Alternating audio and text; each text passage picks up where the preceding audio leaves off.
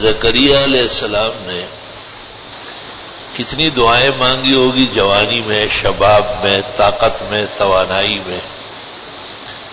خدا کی مرضی نہ تھی تو قبول نہیں ہوئی. اور بڑھاپے میں خود کہتے ہیں کہ اعضاء ہل گئے، بال سفید ہو گئے، بڑھاپا تیزی سے آ گیا، پھر بھی تیری رحمت سے مایوس نہیں. اللہ تعالیٰ نے قبول فرمائی. علماء کہتے ہیں دعاؤں کا تعلق اسباب سے نہیں ہے، مسبب سے. اسباب سے تعلق سمجھنا بہت کم عقلی ہے، خام ذہن ہے، فضل الہی سے ناواقفیت. اللہ مسبب الاسباب ہے، اسباب بھی وہ بناتا ہے اور عطا اور بخشش بھی وہ فرماتے ہیں. اس کی رضا اور اس کا امر کافی ہے. اس لیے کہتے ہیں کہ دعائیں کسی وقت بھی مفید ہے. ایک حدیث میں ہے کہ جو تکلیفیں آنے والی ہیں ان کو بھی ٹالتی ہے اور جو آ چکی ہیں ان کو بھی ٹھیک کرتی ہے. بڑی حیرتناک روایت ہے. ویسے الدعاء ينفع مما ينزل ومما نزل، شجرہ میں موجود ہے سندن متنن. یعنی ہر حال میں دعا مفید ہے. علماء کرام کہتے ہیں کہ ذکر سے بھی دعا افضل ہے. دعا میں بندگی بہت زیادہ ہے اور اللہ کی جو جلالت شان ہے، الوہیت کاملہ ہے، شہنشاہیت مطلقہ ہے، اس کا علی الاعلان اعتراف ہے، اقرار ہے. زکریا علیہ السلام جب خوش ہوئے تو اللہ تعالیٰ سے پوچھا کہ کوئی نشانی ہوگی. اللہ تعالیٰ نے کہا کہ آپ تسبیحات و ذکر کریں گے اور لوگوں سے باتیں نہیں کریں گے، حالانکہ آپ بالکل صحت مند ہو. تو پتہ چلا کہ تسبیحات اور ذکر کا غلبہ ہونا نعمتوں کا فتح الباب ہے. اور باتیں چیتیں زیادہ کرنا اور فضول بکنا اور بس مریض ہے جہاں کھڑا ہو جائے وہاں اس کو آدمی چاہیے. طالب ہے یا تبلیغی ہے لیکن مرض میں مبتلا ہے. بھائی آرام سے رہو. کیا ضرورت ہے آپ کو ہر بات میں حصہ لینا؟ وہ باتیں کرو جس کا کل آپ کو جواب دینا ہے. ما يلفظ من قول الا لديه رقیب عتید. جو الفاظ آپ کے منہ سے نکلتے ہیں ہمارے پیرادار تیار بیٹھے ہیں، اس کو نوٹ کر رہے. ہم آ کے پتہ کریں گے کہ یہ کیا کہہ رہے تھے آپ، یہ کس طرح باتیں شروع کی. باقاعدہ یہاں مجھے آواز دینی پڑتی ہے، کوئی نکلو یہاں سے. بات چیتوں میں لگے ہوئے، کچہری لگائی ہے مسجد میں. بہت نامناسب عادات ہیں. مسجد میں تو گناہگار آدمی بھی آ کے سیدھا ہو جاتے ہیں. اللہ کا گھر ہے، وقت ہے 2 رکعت پڑھ لے، نہیں ہے تو آرام سے صف میں بیٹھ جائے، اللہ کا ذکر و تسبیحات کیا کرے. تو علماء کہتے ہیں کہ تسبیح کا فائدہ یہ ہے کہ کلام الناس کم ہو جائے. اللہ اور کلام الناس تبھی کم ہوتا ہے جب تسبیحات الہیہ کا غلبہ ہو جائے. شریعت نے ایک توازن مقرر کی، رکوع کی تسبیحات، سجود کی تسبیحات، صبح و شام کی تسبیحات.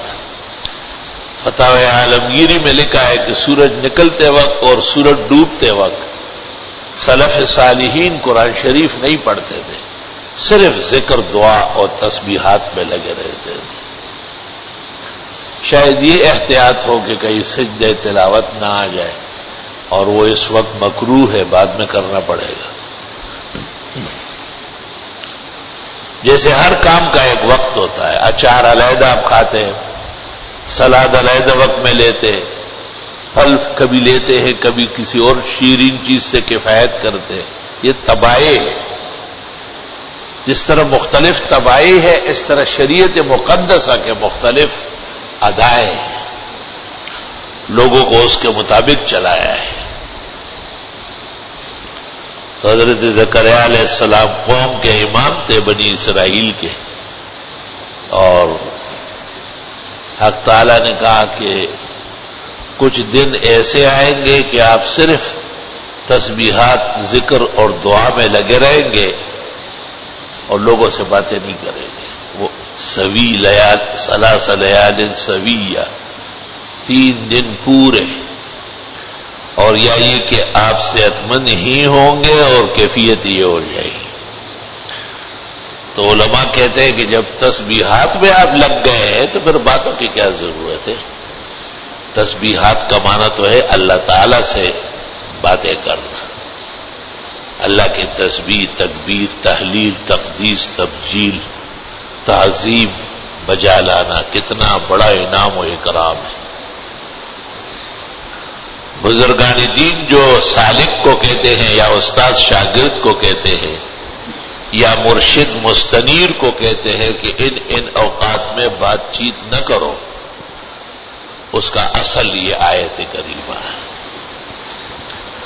باتوں سے تسلسل مع المناجات مع اللہ منقطع ہو جاتا ہے.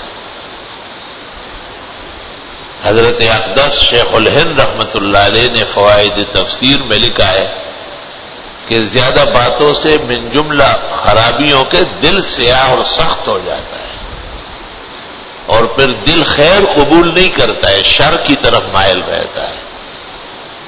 اس لیے دل کے معالجات میں سے اور استشفاء میں سے یہ ہے کہ ضروری کلام کیا کرے، نہ ہر چیز کو دیکھتے رہے. آنکھیں اللہ نے اس کے لیے تو نہیں دی کہ آپ اس کو کیمرے بنا رہے. بعض لوگ سلام پھیرتے چاروں طرف دیکھنے، ایسا لگتا ہے جیسے یہ بھی نماز کا حصہ ہے. بھئی آرام سے بیٹھو، اپنے سامنے دیکھو. بڑی بڑی آنکھیں نکال کے دیکھ رہے ہیں. صحابہ کا تو یہ عمل نہیں تھا، وہ تو صاف آ رہا ہے. کانو یخفضون رؤوسہم، حضرات کے سر جھکے ہوتے تھے. آنکھوں پر بھی حجاب ہے، آنکھیں بھی بقدر ضرورت استعمال ہو تو قیامت کے دن اللہ کا دیدار نصیب ہو جائے گا. اور آپ اگر یہاں سے شوخ چشم بن رہے ہو تو یہ نقصان دہ ہے. خطرہ ہے کہ آپ کی بینائی سلب نہ ہو جائے. دیکھو اللہ بزرگ و برتر کس شان اور الوہیت کے مالک و مختار ہے.